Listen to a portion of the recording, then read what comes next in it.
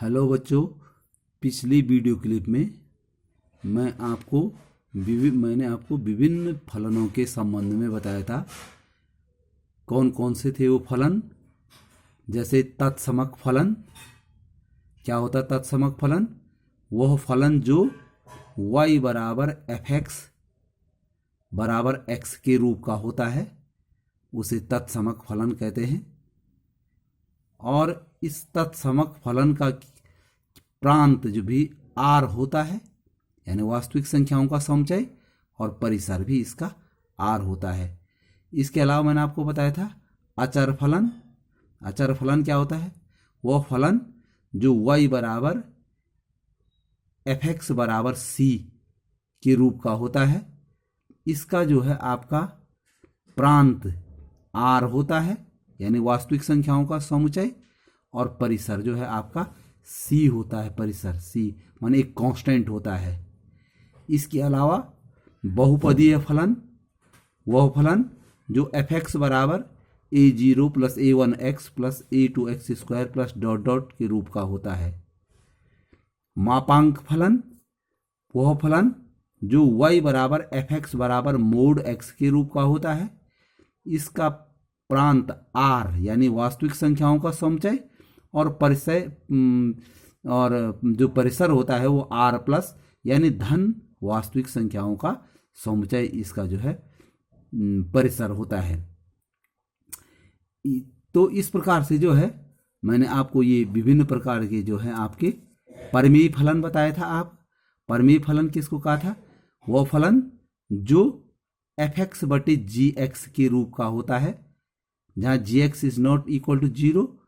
तो इसका जो है प्रांत तो r होता है, लेकिन परिसर r माइनस 0, यानी 0 जो अवयव होता है वो परिसर में नहीं होता है।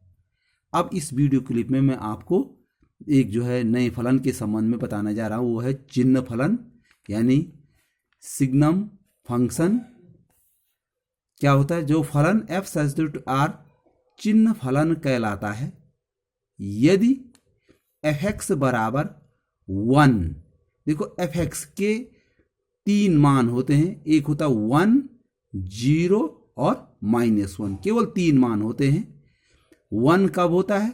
If x is greater than 0। यदि x का मान 0 से अधिक हो गया तो fx का मान 1 होगा। 0 से अधिक का मान मतलब हुआ ये 0 से अधिक का मतलब हुआ आपका जो आपकी धन वास्तविक संख्याएं हैं। यदि x ये 0 होता है यदि x का मान 0 होता है, और ऋण 1 होता है यदि x इज लेस देन 0। अर्थात धन वास्तविक संख्याओं का प्रतिबिंब 1, शून्य का प्रतिबिंब 0, और ऋण वास्तविक संख्याओं का प्रतिबिंब क्या होता है? उसमें ऋण 1 होता है। याद रखिए, फिर भी देख लीजिए, इसमें 3 ही प्रतिबिंब होते हैं। ये x is greater than 0, x is greater than 0 का मतलब 0 से बड़ी मानी धन वास्तविक संख्याएं। तो जितनी भी धन वास्तविक संख्याएं होती हैं उनका प्रतिबिंब 1 होता है। 0 का प्रतिबिंब 0 होता है, और x इज लेस देन 0 यानी 0 से जो छोटी संख्याएं होती हैं अर्थात ऋणात्मक संख्याएं, तो जो ऋणात्मक वास्तविक संख्याएं होती हैं उनका प्रतिबिंब क्या होता है? ऋण 1 होता है। तो ऐसे फलन को जो है आप क्या कहते हैं? चिन्ह फलन कहते हैं। तो याद रखिए, इसका प्रांत जो है क्या होता है? r। क्योंकि देख लीजिए x का मान ग्रेटर देन 0, 0 और लेस देन 0, अर्थात ये सभी वास्तविक संख्याएं आ गई इसमें। तो इसका प्रांत तो जो है आपका r होता है। r मीन्स वास्तविक संख्याओं का समुच्चय, और इसका परिसर सिर्फ परिसर में 3 संख्याएं होती हैं, 1, 0 और ऋण 1। तो 1, 0, ऋण 1 ये इसका परिसर होता है। और इसका जो है आपका अगर इसका आप फिगर बनाना चाहेंगे तो देख लीजिए, देखिए इसका जो है आपका जो है अगर ग्राफ बनाना चाहेंगे तो ये देखिए, एक तो होता है आपका जो है ये देखो, ये y बराबर ये माना, ये देखिए ये दिखाई दे रहा है 3 चीजें। एक तो आपका जो है fx मानी होता है y बराबर 1, यानी fx बराबर 1 यानी x अक्ष के समांतर ये वाली रेखा, ये 1, ये fx बराबर ऋण 1 यानी ये आपका y बराबर ऋण 1, ये दूसरी जो है ये भी एक्स अक्ष के समांतर। और तीसरा जो है आपका एफ एक्स बराबर 0 यानी वाई बराबर 0 किसका होता है, एक्स अक्ष का समीकरण होता है। तो इसका इस प्रकार से देख लीजिए, ये इसका ग्राफ में जो है 3 जो है आपकी लाइनें प्राप्त होंगी, वाई बराबर 1, वाई बराबर 0 यानी एक्स अक्ष, और वाई बराबर -1। तो ये कहलाता है आपका क्या, चिन्ह फलन, यानी जिसका जो किस रूप का होता है, एफ एक्स बराबर 1 if x is greater than 0, 0 if x is equal to 0, और -1 if x is less than 0। इसका प्रांत आर हो गया यानी वास्तविक संख्याओं का समुच्चय, तथा परिसर हो गया 1, 0 और -1। अब एक महत्वपूर्ण फलन है आपका, वो है महत्तम पूर्णांक फलन, यानी greatest integer function, greatest integer function. देख लीजिए, महत्तम फलन f such that R to R महत्तम पूर्णांक फलन कहलाता है यदि, देखो एफ एक्स बराबर यानी वाई जिसको कहते हैं, एफ एक्स बराबर ये ब्रैकेट में रखा हुआ बड़े bracket x, for all x belongs to R, यानी प्रत्येक एक्स बिलोंग्स टू आर के लिए एफ एक्स बराबर जो है, एक्स बराबर जो है आपका ये एफ एक्स बराबर ये ब्रैकेट में जो ये एक्स रखा हुआ है, ये किसकी पहचान है, ये आपका जो है महत्तम पूर्णांक फलन की जो है, महत्तम पूर्णांक फलन का जो है पहचान है। अब ये जो ब्रैकेट में जो महत्तम पूर्णांक फलन रखा है, इसका मतलब क्या हुआ, इसका अर्थ है कि x के बराबर या x से छोटा पूर्णांक, ये जो x के बराबर या x से छोटा पूर्णांक, ये जो महत्तम पूर्णांक फलन का मतलब हुआ, महत्तम माने बड़े से बड़ा पूर्णांक। तो अगर इस समय जो है ये महत्तम पूर्णांक फलन है तो x के बराबर या x से छोटा पूर्णांक, अर्थात देखो एक उदाहरण से मैं आपको समझाने जा रहा हूं। जैसे यहां पर मान के चलो ये 7.3 है, यहां पर लिखा है, तो 7.3, क्योंकि 7.3 जो है ये पूर्णांक तो है नहीं, तो इसका जो मान होगा वो 7 होगा, क्योंकि इसके बराबर या इससे छोटा पूर्णांक, तो इसके बराबर तो हो नहीं सकता क्योंकि इसके बराबर ये पूर्णांक नहीं है स्वयं में, इससे छोटा। हाँ, खाली 7 लिखा हुआ है यहाँ पर, अगर 7 लिखा है महत्तम पूर्णांक तो इसका मान 7 होगा इसके बराबर। अगर 7.8 है तो भी इसका मान 7 ही होगा, क्योंकि 7.8 अपने में पूर्णांक नहीं है, तो उससे जो है छोटा होगा 7। ये महत्तम पूर्णांक फलन है। और ये यहाँ पर जो है आपका इसके फिगर बनते हैं, ये आपका यहाँ पर देखिए, ये आपका 1 से 2 है, 1 से आपका 1 से 2 में जो है आपका जो है यानी 1 और ये यहाँ पर वो है, तो 1 और 2 के बीच की जो संख्याएं हैं उनका जो है महत्तम पूर्णांक फलन 1 होगा। 2 और 3 के बीच की जो संख्याएं हैं, 2 और 2 से लेकर के, और देख लीजिए यहाँ पर 1 से शुरू हो रहा है और 2 पर गोला लगा हुआ है।